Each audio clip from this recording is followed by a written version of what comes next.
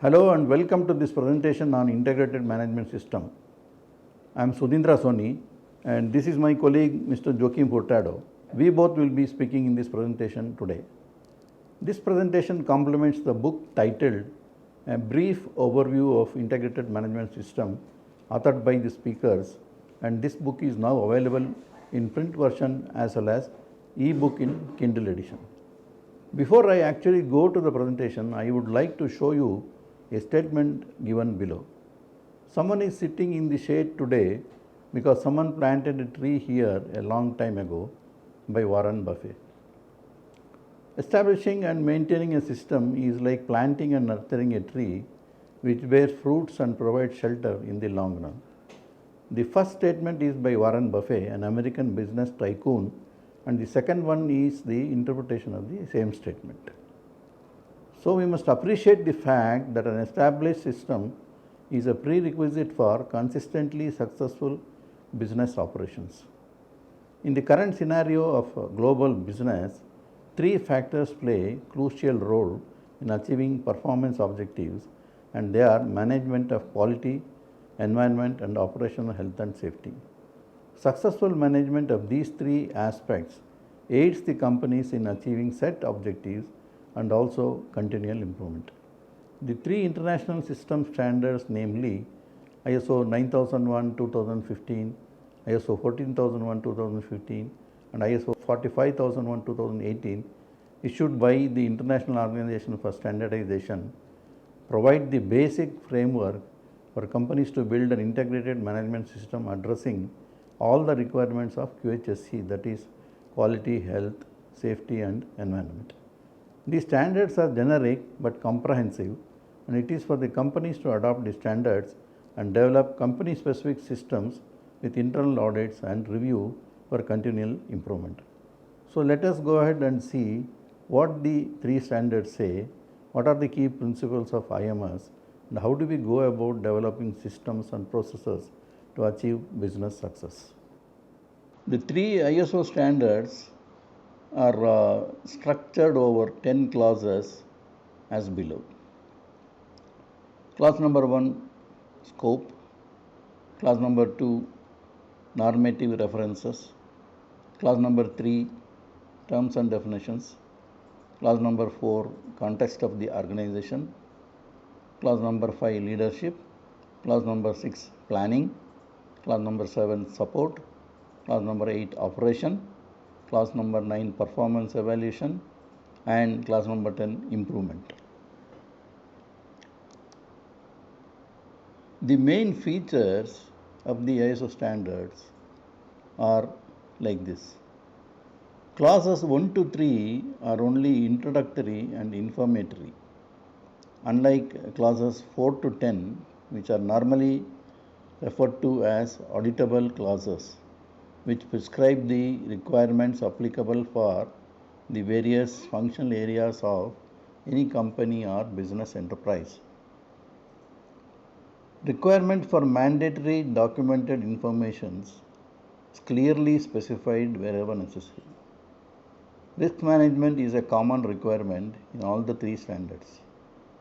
Environmental aspect impact determination is one of the mandatory requirements in 14001-2015. Consultation and participation of workers' representatives in defining the operational health and safety policy and system is a unique requirement in ISO 45001-2018 standard. Most of the other requirements are common to all the three standards and can be easily integrated for documentation, training, audits, and management reviews, etc. For clear understanding, awareness, and implementation of the three standards, internal, external awareness trainings are essential and recommended for various levels from top management down to supervisory level personnel. How do we effectively implement IMS? Effective implementation of the system is possible based on the following factors.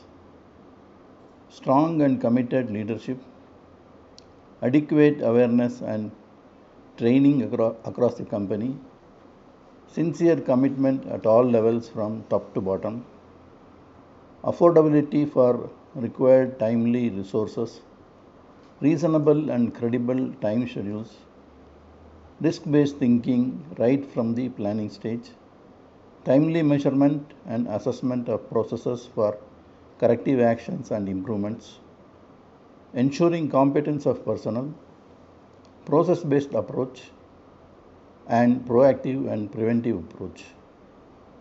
Doing things right first time and every time must be the motto. So there are various key principles based on which the ISO standards have been developed and based on which we make an attempt to develop an integrated management system. The key aspects integrated into the various requirements as per the standards are process-based approach, that is identify, define all key processes in the company, establish the sequence, linkage, inputs, outputs, resources, etc., monitor and measure the process efficiency and effectiveness. Next one is do it right first time and every time. Always attempt to do the right first time to avoid redoing, reworking. Rework reduces inner quality, increases process time and increases cost. The third principle is risk-based thinking and approach. Develop a culture in the company so that at the early stage of process planning, all the risks, that is uncertainties in achieving set objectives, are considered so that actions can be planned for reducing the risks and impact of risks. The next key principle is measurement and analysis. Measurement of processes, set objectives, performances, etc. forms the basis for assessment and actions required to correct things if required at the right time. Root cause analysis of mistakes and failures. Prevention of failures, mistakes, is not possible without knowing the root cause. Hence, always analyze the info data available objectively to establish and understand the cause so that effective action can be implemented to prevent the failure. Corrective actions in ISO terminology includes preventive actions also. Be clear about the subtle difference between correction, which is an immediate repair of the damage, and corrective action, which is an action to eliminate the root cause of the problem. The next key principle is continual improvement. The very adherence to all steps as cited above establishes a base for continual improvement leading to the excellence, which is the essence of ISO standard. Lesson learned approach. This is a reflective approach based on experiences on mistakes, failures, etc. Instead of hiding the information, the lessons learned from failures are openly shared in a forum of key personnel conducted periodically where the process owner presents all relevant information, data, pictures, videos, etc. and explains what went wrong, and the lesson could be learned so that similar failures do not occur again, and also general lacunae, if any, in the company is highlighted for appropriate actions.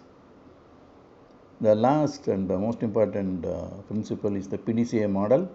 All the three standards are built around the PDCA, plan, do, check, and action model, known as the Deming, the American quality expert who introduced this. This model is the basis for continual improvement. The ISO 9001:2015 Quality Management System Standard. In fact, what is ISO? It is an international organization for standardization. It is a consortium of more than 160 member countries. ISO has issued a number of international standards. For QHSE, that is quality, health, safety and environment. The applicable standards are ISO 9001 2015, 14001 2015 and 45001 2018. All the three standards are built around the principle of PDCA cycle, that is plan, do, check, action. It is called also as Deming cycle, which is inbuilt into the standard, into the various clauses, such that continual improvement is the objective, and effective implementation will ensure proper implementation of PDCA. That is the main principle. 9001 2015 has 7 major clauses. Process model is the approach. There is stress on risk management and performance evaluation. Mandatory documentation grossly reduced from the previous versions of the standards. Risk is introduced in 9001 for the first time in the 2015 standard. Risk is defined as an uncertain event or condition that, if it occurs, has a positive or negative effect on the objectives or deliverables. How you manage risk? Various steps are there: identification, categorization, prioritization, review, mitigation and reporting. And what about quality audit? Audit is a tool to check and confirm the compliance of the specified requirements, company documentation, standards, contractual requirements, various things. The process of checking may result in non-compliances, which are generally categorized as minor and major. So, how do we go about implementing the ISO 9001 standard? Understand requirements, plan and set objectives, think about risks, ensure competence of people, implement processes, procedures, do it right first time is the basic principle, check results, maintain records, correct and prevent mistakes, and always strive for improvement. ISO 14001 2015 Environmental Management System. To create an environmental culture across all its employees, to continuously increase attention towards the environment and the economic usage of the natural resources. General environmental information. Why does the environment need protecting? Pollution, the generation of waste, and the depletion of natural resources leads to local as well as global environmental problems, including climate change, depletion of ozone layer, acid deposition, declining biodiversity, depletion of non-renewable resources, access to potable water. The project's interaction with environment, generation of pollutants and waste like solid waste, liquid waste and gaseous emissions. Some basic EMF's definitions. Environmental aspect cause. The elements of an organization activities, products or services which can interact with the environment. Examples: air emissions, water discharge, use of raw materials, energy use, use of natural resources. After identifying environmental aspects, determine those with significant impacts on the environment. Some basic EMS definitions: environmental impact, which is effect. Any change to the environment resulting from an organization's activities, products or services. Examples: depletion of natural resources, air pollution, hazardous waste generation, soil and water contamination. Environmental aspects and impacts.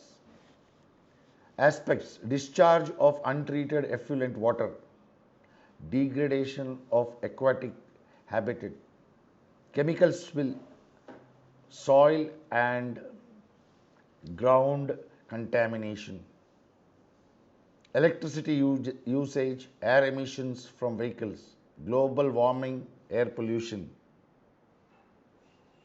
Examples of aspects and impacts: facility operations, aspect office use of electronic equipment, impact generation of waste, paper, batteries, toner, cartridges, so on and so forth. Aspect use of solvents, oil, fluorescent lamps, and excess furniture. Impact land contamination, landfill. Aspect motor vehicle operations, use of oil, rakes, antifreeze, tires, and batteries. Impact hazardous waste generation. Waste segregation. Segregate materials to maximize recycling, reuse benefits, including not limited to wood waste, paper, cardboard waste, plastic waste, metal waste, waste oil, food waste.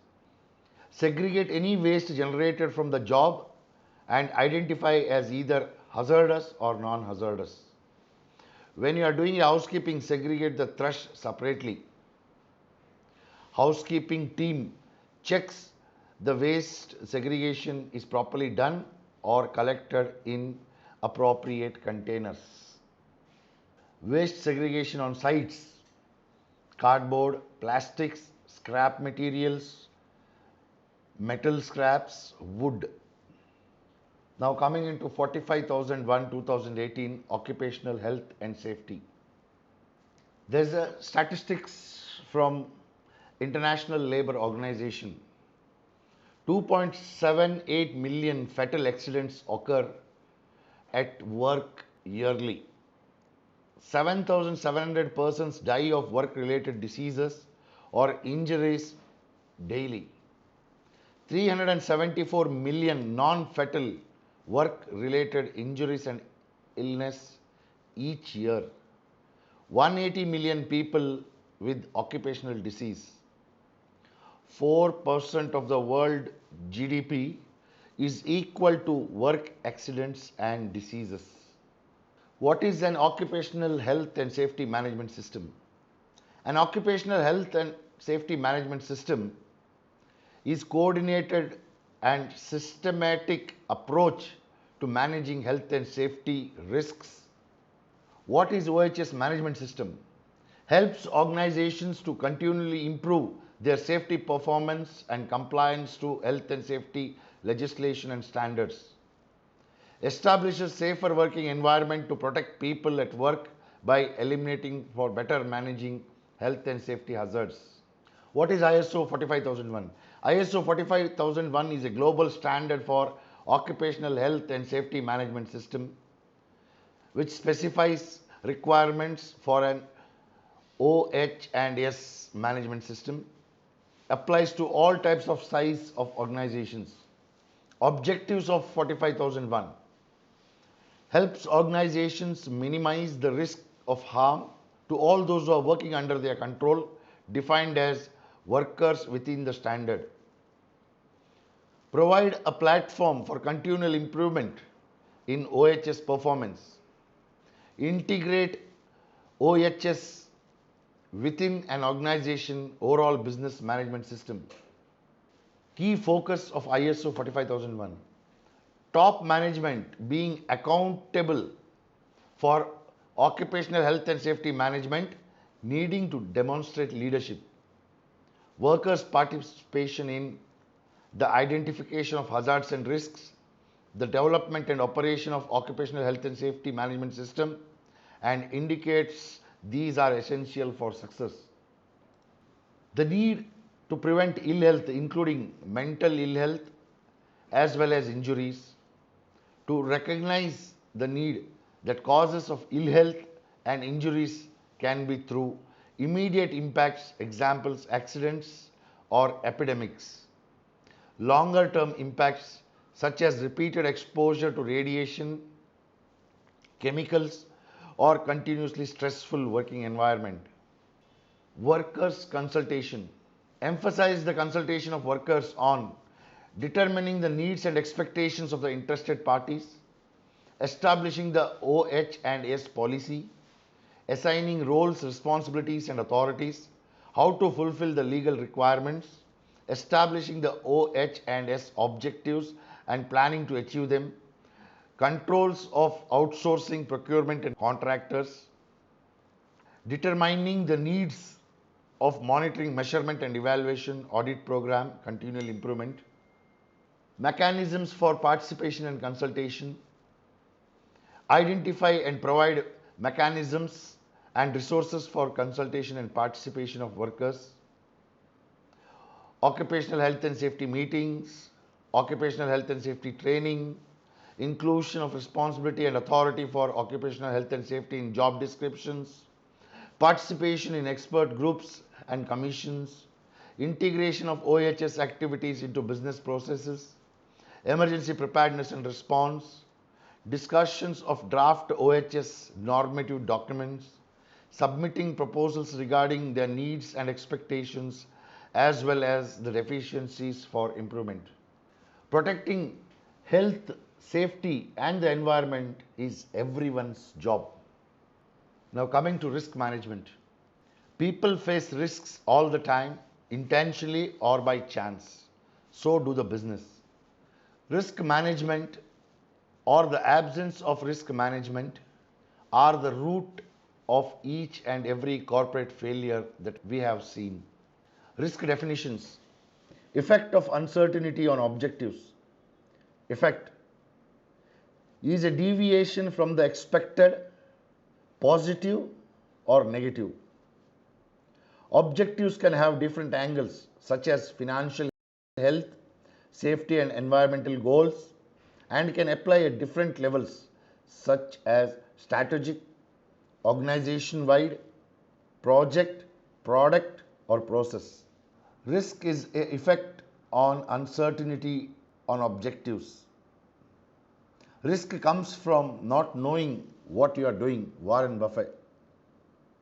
Knowing our risks provides opportunities to manage and improve our chances of success. Roger V. Risk may be positive or negative. So who owns risks? If you own the business project, you own the risk. Risk owners have a responsibility to identify, measure, monitor, control and report on risks to the executive management. Promote risk awareness and reprioritize activities as detected by effective risk analysis. Risk-based thinking. Risk-based thinking is commonly understood to have only negative consequences. However, the effects of risk can be either negative or positive.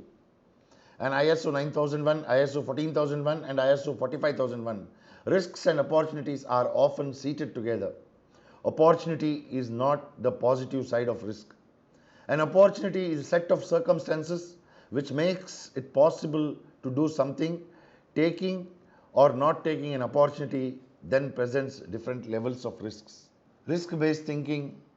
Risk is inherent in all aspects of the quality, health, safety and environment management system. There are risks in all system, processes and functions. Risk-based thinking ensures these risks are identified, considered and controlled throughout the design and use the management systems. The concept of risk has always been implicit in 9001, 14001 and 45001. The new standard make it more explicit and build it into the management system. Why use risk-based thinking?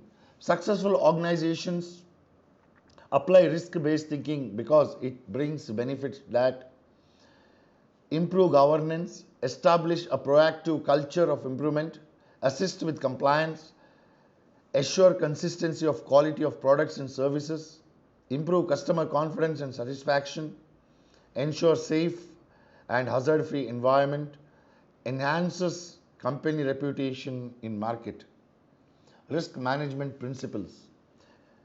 Creates value, integral part of organizational process, part of decision making, explicitly address uncertainty, systematic, structured and timely, based on best available information, tailored, considers human and cultural factors, transparent and inclusive, dynamic, interactive, and responsive to change, facilitates continual improvement and enhancements of organization. Four options of dealing with risk: avoid risk, minimize risk, transfer risk, or bear the risk yourself.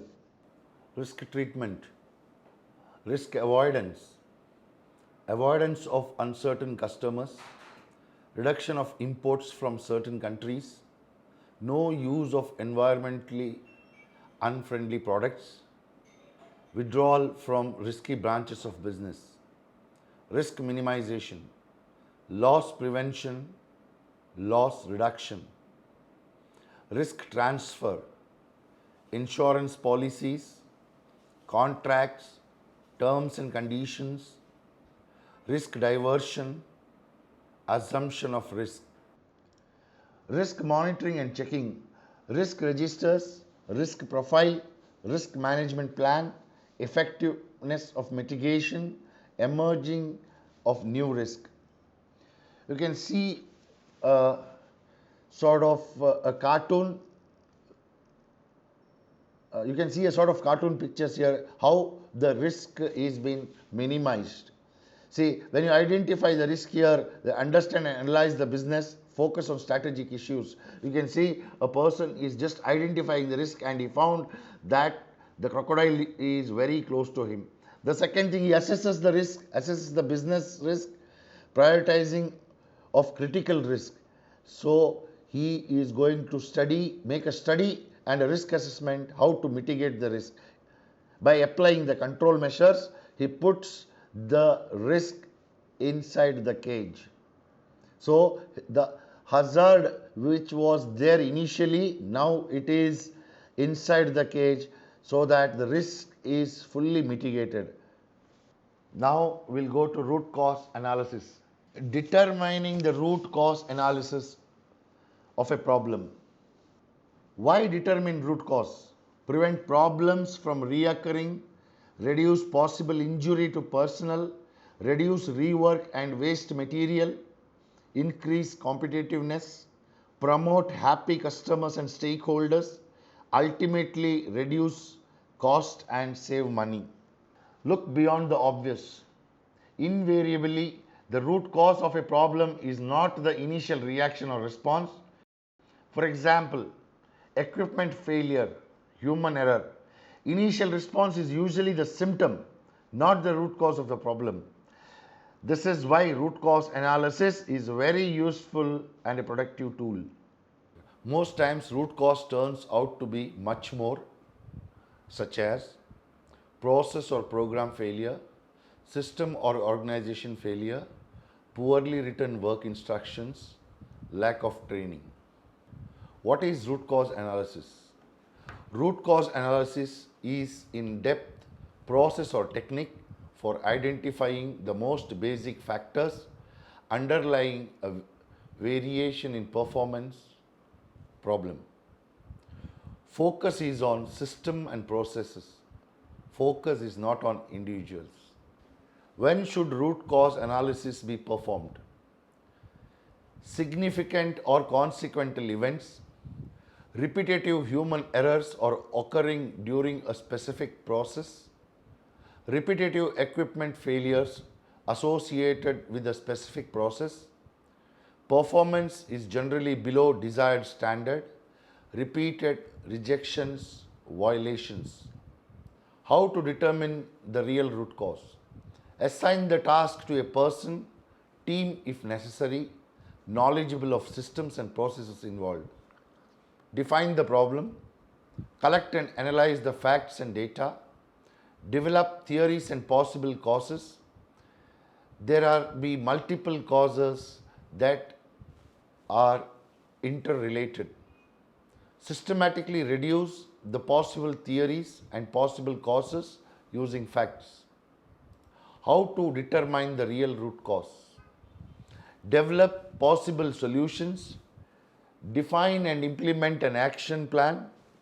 Example, improve communication, revise processes and procedures, or work instructions, perform additional training, etc.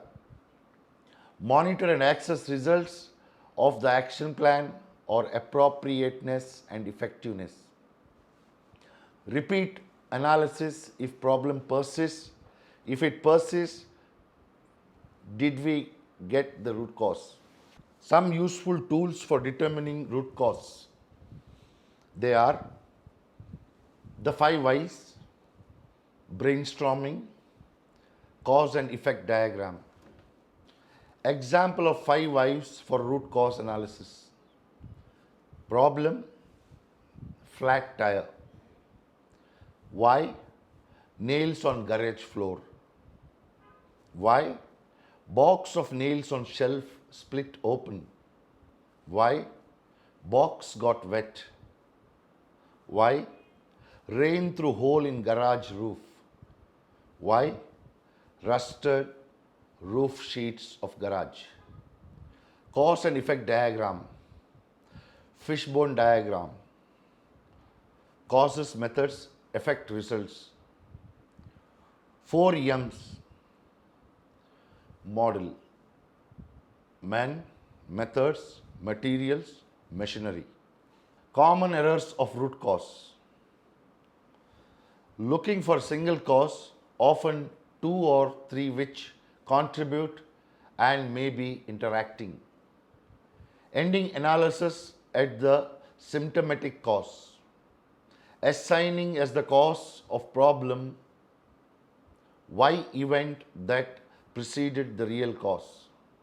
Successful application of the analysis and determination of the root cause should result in elimination of the problem. IMS documentation basically consists of the quality policy and objectives, HSE policy and objectives, the quality manual, process procedure manual, the health and safety environment manual and procedures, relevant applicable formats. Policy is not measurable, whereas objectives are measurable and smart. Like objectives will always be specific, measurable, achievable, reasonable and time bound.